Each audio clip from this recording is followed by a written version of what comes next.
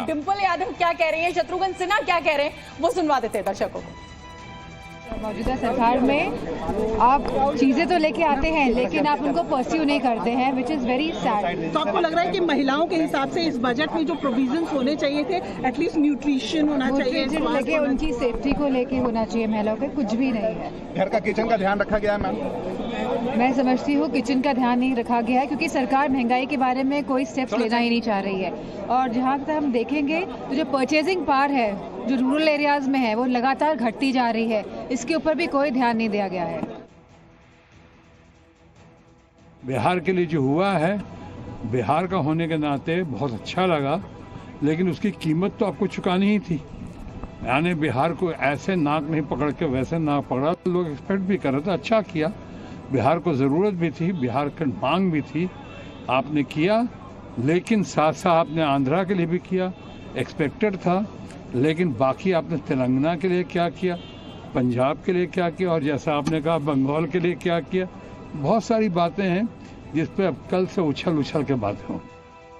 सुनील जी, आपके पास आना चाहूंगी, क्या सरकार का ध्यान महंगाई पर नहीं है और इस बजट में ऐसा कोई भी आपको प्रयास नहीं दिख रहा है जिससे महंगाई कम हो? नहीं, ऐसा नहीं कह सकते हैं हम। अगर हम ओवरऑल महंगाई देखें पूरी दुनिया में और यूक्रेन वार के बाद में, तो शायद हम सबसे कम पहले पायदान पर हैं कम महंगाई के।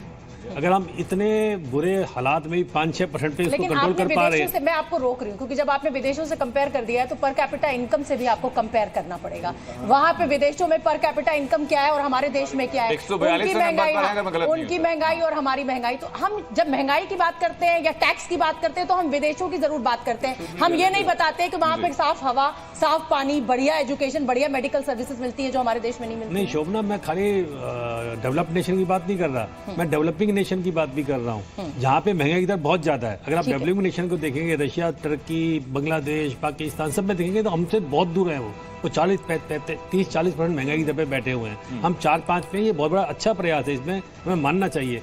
जहाँ तक आपने बात की पर कैपिटा इनकम की, देखिए अगर हम पर कैपिटा इनकम नापते हैं डॉलर्स में तो सारा गड़बड़ होती है। अगर परचेजिंग पावर पैरिटी देखें, अगर हम डॉलर क्या खरीदता है अमेरिका में और डॉलर क्या खरीदता है इंडिया में, उसको देखेंगे तो फिर आपको पता चल जाएगा। पीपीपी मॉडल पे समझें तो फिर हमारा ठीक है, ओवरऑल सिस्टम ठीक है, इसमें हम मानेंगे।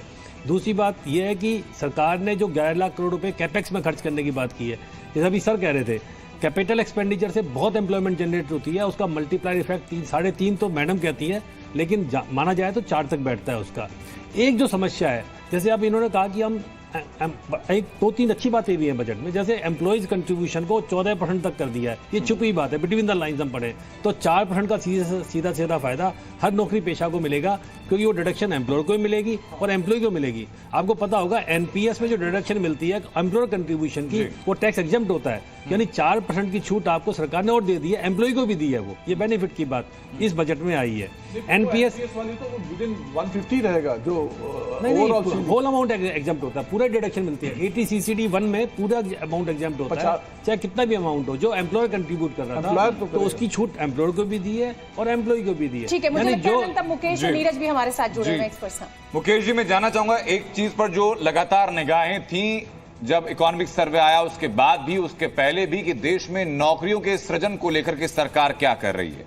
जितनी घोषणाएं आज हुई हैं, ग्रामीण क्षेत्र के विकास के लिए बात हुई है, स्किल डेवलपमेंट के लिए एक्स्ट्रा एलोकेशन की बात हुई है, मुद्रा लोन को बढ़ा दिया गया, क्या एम्प्लॉयमेंट जनरेशन उसी रफ्तार से बढ़ेगा इसके बाद? बिल्कुल बढ़ेगा। आप अगर देखेंगे तो ईपीएफओ में भी जो रजिस्टर्ड हैं, जो कंपनीज रजिस्टर्ड हैं, उनके लिए भी ए कैटेगरी, बी कैटेगरी और सी कैटेगरी में डिफाइन किया है।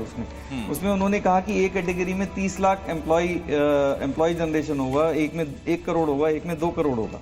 तो वो एम्प्लॉय जनरेशन तो होगा ही होगा, जॉब जनरेशन तो होगा ही होगा। इसके साथ एमएसएमई सेक्टर में भी अगर आप देखेंगे तो क्रेडिट गारंटी को बढ़ाया गया है। क्रेडिट गारंटी यानी 100 करोड़ तक का लोन बिना किसी कोलेटरल सिक्योरिटी के, जिसमें कि सेंट्रल गवर्नमेंट गारंटी देगी।